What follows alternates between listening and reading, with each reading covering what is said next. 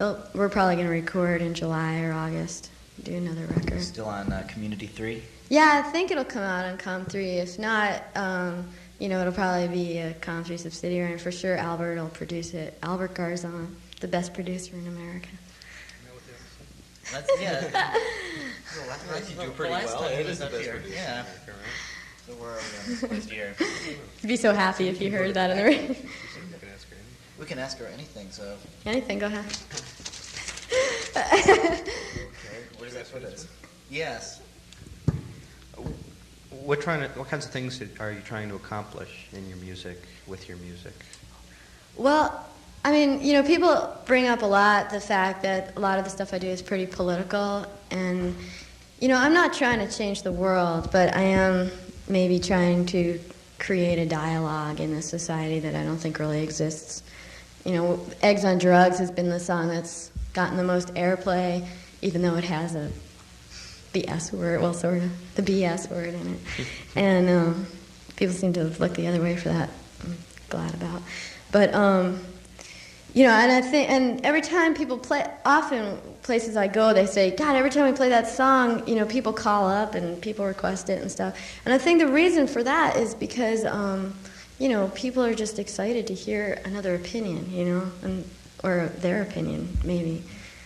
And I think there just isn't enough, just another side of the story or something. I don't know what it is exactly, but, I think there's just, like when this whole, ridiculous war thing happened, people who were against the war, it was like there was, people for the war and Satan. There was no, where was the other side? There wasn't one. And there was plenty of people that didn't agree with what happened. But no, everyone was scared to say anything. They felt like a yellow ribbon would be tied around their nose and face and dragged off. Do you have a specific audience that you try and play to, or is you not really wants to listen? Yeah, I mean, the music is just, it's funny, I did an interview in Ann Arbor, and they said, do you consider your music women's music?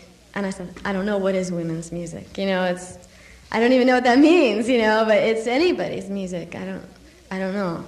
And it's interesting, too, because, the stuff that I grew up listening to was, English punk rock and whatever, whatever was hit. And, and the people who are sort of in that crowd, they like what I do. Those are the kind of, that whole, rock and roll scene thing, that alternative rock thing, is really the people that, I'm most involved with. But generally, when I do shows, it's just this whole cross-section of people that... it just fits in all these different places. It's kind of weird. It's good. I'm glad about that. Speaking of English punk music, where do you get some of your inspiration? Where does your I don't want to say you have your own sound. My influences. Your influences. Actually, right now I'm listening to simultaneously a lot of NWA and Bessie Smith. I don't know how those two things really relate to each other, but. I played them together. Yeah. Have you? And how's yours? Well, I just got that new thing they put out with Bessie Smith, the Complete Works Volume 1 or whatever it is, and I've been listening to that on the road and rap. I don't know. Seems like everything in the middle just has lost interest right now. I'm getting really tired of this loud rock and roll thing recently. Just recently, I'm sick of it. Just recently. Where did you get? I don't know. I don't know where I'm going with this. Get to the point. What do you say? Get to the chase. Get to the chase. Let's nip it in the bud. I know. At the beginning, when you first started, who did you? I don't want to say who did you try and sound like, because that's. Well, I never really did. See, it's interesting because that's a good question, because in the beginning, when I first started playing and all, I was 14 or something, and then when I was 16, I always I took guitar lessons for a little while, and then I, quit because I never really did what I was supposed to do for lessons. I just sort of wrote songs and stuff. So I've always really done what I do from the beginning. But the stuff that they were teaching me was Hey Joe, and Zeppelin songs and Grateful Dead songs, and I didn't care about that stuff, And then when I was 16, I begged my parents to buy me an electric guitar, and they didn't know. They bought me Fender Stratocaster, and my daughter needs an electric guitar. I begged them, I really begged them, and they finally did it. And I never played the thing, you know. There's no support group for women to be guitar players, none. You know, it's almost impossible to really, you know, find people to play with. Guys are like, you could sing. You want to be in a band? You could sing. That'd be great, you know. And I didn't want to sing. I had this guitar. I didn't know what to do with it. So I never played it, and I sold it you know, right before I left New York. I was sick of moving it to different apartments.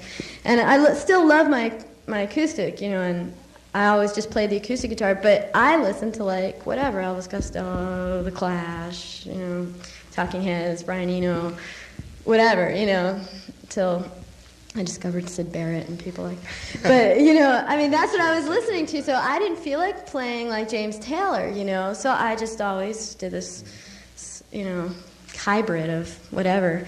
And I never really wanted to sound, I wanted to sound like Lou Reed, you know, and Elvis Costello. I didn't want to sound like, you know, what's her name, Joni Mitchell, or, you know, nothing against Joni Mitchell, or, you know, she's great, but I didn't want to listen to that. Yeah, Ice-T says something similar in his new album. Does he? What does he say?